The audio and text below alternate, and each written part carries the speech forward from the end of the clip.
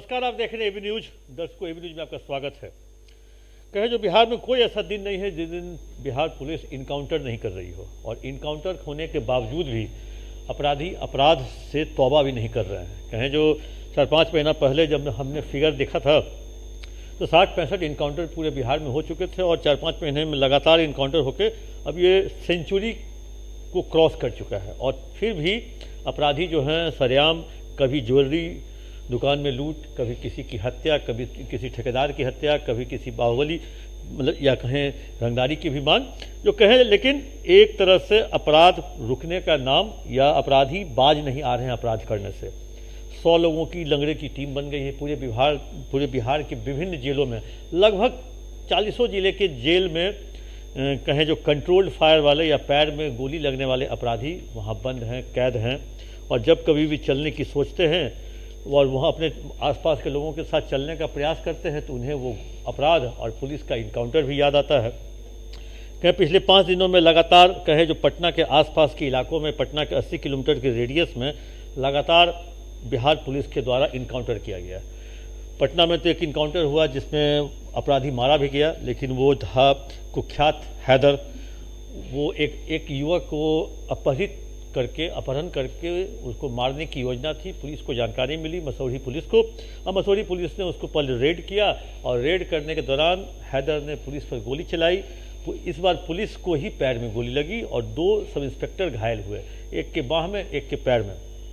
और आखिरकार हैदर की दुस्साहस का परिणाम ये हुआ जो पुलिस ने उससे इनकाउंटर में ढेर कर दिया।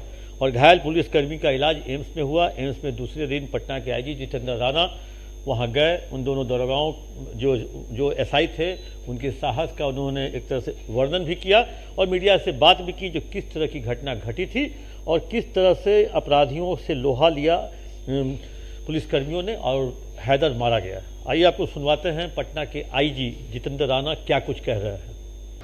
तो उन्हीं को यहाँ पे देखने के लिए भी आए हम लोग, और अभी ऑपरेशन की तैयारी चल रही है। तो खतरे से बाहर है, सुरक्षित है, और अभी डॉक्टर्स जो है ऑपरेशन करेंगे। जिस क्रिमिनल को मारा गया उसके क्रिमिनल रिकॉर्ड्स क्या थे? तो आपने सुना जितेंद्र राणा, ये शनिवार की घटना है, शनिवार की देर रात्रि की घटना है। अब आते हैं संडे और मंडे के रात्रि में। इस दिन गया में उससे एक रात पहले गया में एक ज्वेलरी शॉप से 45 लाख रुपए की ज्वेलरी की लूट हुई थी। अपराधी की पहचान भी हो गई थी, और अपराधी की पहचान के बाद पुलिस ने जब अपराधी की तलाश में जब छापेमारी की तो फिर से वाजिब सी बात है, जब अपराधी गिरफ्तार होने से बचने के लिए पुलिस पर फायरिंग करेंगे, और पुलिस ने भी फायरिंग किया। 2 अपराधी वहाँ पर, ये गुरुआ के आसपास था, ये 2 अपराधी पुलिस की गोली से घायल हुए, और पुलिस ने 45 लाख में से लगभग ऑलमोस्ट 40 लाख रुपए का लूट का जो जेवरात था उसको ये बरामद कर लिया, और ये कहें जो पुलिस के लिए एक बड़ी उपलब्धि। फिर आते हैं सोमवार की रात, सोमवार और मंगलवार की रात। इस रात गोपालगंज में शराब तस्कर के साथ पुलिस की मुठभेड़ हो रही थी। आमना सामना हो गया, मुठभेड़ करते नहीं हैं, आमना सामना हो जाता है। आमना सामना होने पर अपराधी फायरिंग करते हैं, और फायरिंग करने के बाद भागने का प्रयास करते हैं। अमूमन पुलिस पीछा करते हुए या कहें जो उसको चारों तरफ से घेराबंदी करते हुए शराब तस्कर को गोली मार के घायल किया जाता है, पुलिस उसे बरामद करती है। उसके बाद फिर आ जाते हैं सोमवार और मंगलवार की रात।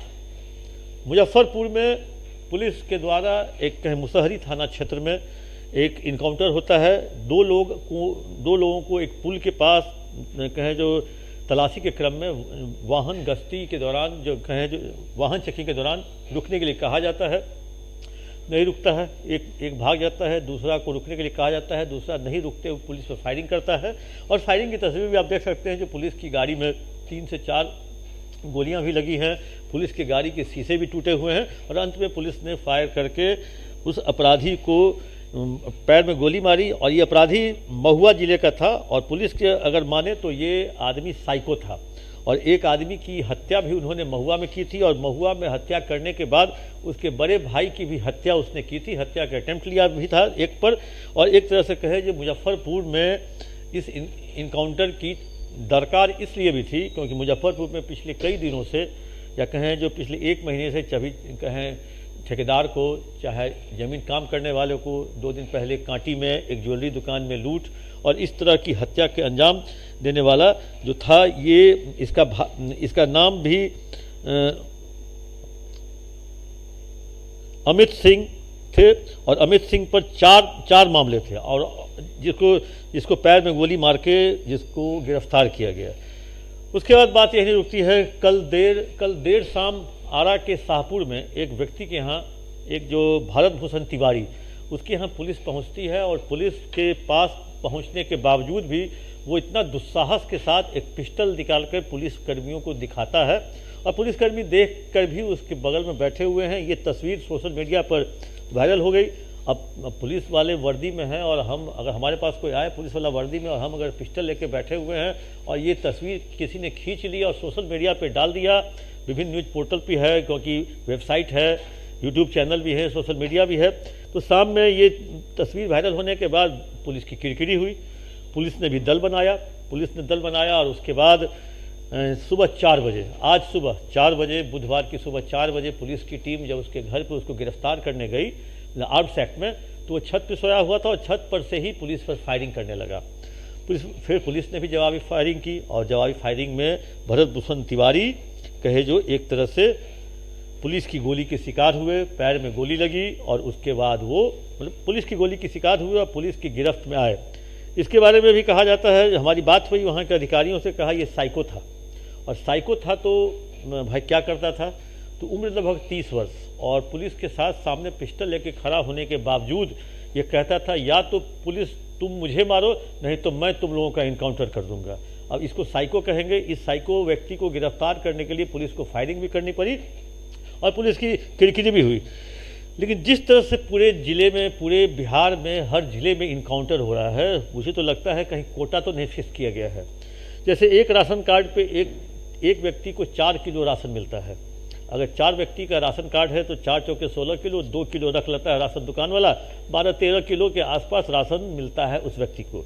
तो एक व्यक्ति को 4 किलो हो सकता है। हर जिले को टारगेट है।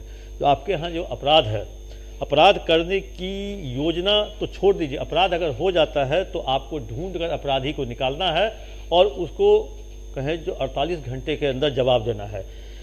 नए मुख्यमंत्री सम्राट चौधरी ने जिस दिन से पदभार ग्रहण किया है उसने 2 ही शब्द कहा है, गंगा में समाधि, पिंडदान और कहे अस्थि और माला चढ़ाना है। माला देना नहीं है, माला चढ़ाना है।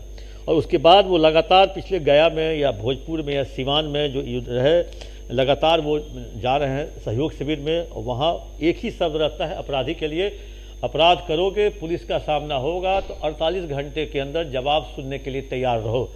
उनका ये 48 घंटे लगता है 24 घंटे में ही अब तब्दील हो गया है, क्योंकि कोई भी क्राइम होने के 24, आपने गया देखा, गया लूट के 24 घंटे के अंदर, पटना अगर आपने पुलिस पर गोली चलाई तो इसमें 24 नहीं, इसमें 8 घंटे के अंदर, भोजपुर पुलिस पर आपने पिस्टल टाना 10 से 12 घंटे के अंदर, एक तरह से कहे गोपालगंज आमना सामना हुआ, घंटा भी नहीं मिनटों में हुआ, कहें फैसला ऑन द स्पॉट। तो पुलिस अब फैसला ऑन द स्पॉट, बहुत पहले एक फिल्म आई थी यलगार, उसमें फैसला ऑन द स्पॉट का एक डायलॉग था। तो इसलिए फैसला ऑन द स्पॉट अब बिहार सरकार की पुलिस, बिहार सरकार के जो हैं, वैसे भी हर चीज़ में पुलिस की ही कहें जो एक तरह से मजाक उड़ता है, उसके ही लोग कहें उसके खिलाफ रहते हैं। पुलिस इन दिनों अगर अच्छा काम कर रही है तो हमारा भी काम बनता है जो पुलिस के कामों को जनता तक, दर्शक तक पहुँचाएँ, क्योंकि पुलिस की आलोचना हर चीज़ में होती है, चाहे कोई भी। अभी खान सर देख लीजिए, पुलिस की आलोचना, खान को क्यों नहीं गिरफ्तार किया, खान को क्यों छोड़ दिया, ज्ञान बंधु के मालिक को क्यों गिरफ्तार किया, ज्ञान बंधु अगर नहीं गिरफ्तार हुए तो ये क्यों बाहर घूम रहे हैं, चाहे वो अतिक्रमण हो, चाहे पुलिस पर पुलिस छात्रों पर लाठीचार्ज हो, चाहे बीपीएससी हो, दरोगा परीक्षार्थी हो या लाठीचार्ज या अतिक्रमण के दौरान मारपीट, पुलिस आलोचना का शिकार हर काम में होती है, आलोचना की शिकार होती है। लेकिन पुलिस जब अच्छा काम करती है तो उसके लिए भी लोगों को, समाज के लोगों को आगे बढ़ के आना चाहिए। और ये जो अपराधियों की, लंगड़े अपराधियों की जो फौज पूरे बिहार में, बिहार पुलिस ने तैयार करके सलाखों के पीछे भेज दिया है, ये भी पुलिस के लिए सराहनीय कार्य इसलिए है। तो जब ये अपराधी अभी तो जिनको गोली नहीं लगी है वो अपराध करने की सोच रहे हैं, उनमें दुस्साहस अभी भी बरकरार है। लेकिन जो लोग जेल के अंदर हैं, पुलिस के गोली के शिकार बन के, जब कभी वो फिर वो याद करेंगे तो उनको याद आएगा, जब वो लंगड़ा कर चलेंगे पुलिस की गोली याद आएगी। हो सकता है ये फ्यूचर में जो आगे आने वाले जो पुलिस अधीक्षक, पुलिस के डीजीपी के लिए है, ये एक कहे जो सुखमय वातावरण हो सकता है फ्यूचर में लेके आएगा। आज इनकाउंटर की कहानी लेके आए थे, फैसला ऑन द स्पॉट। कैसा लगा आप अपना कहें जो कमेंट बॉक्स में जाके जरूर दें। तब तक के लिए दीजिए इजाज़त।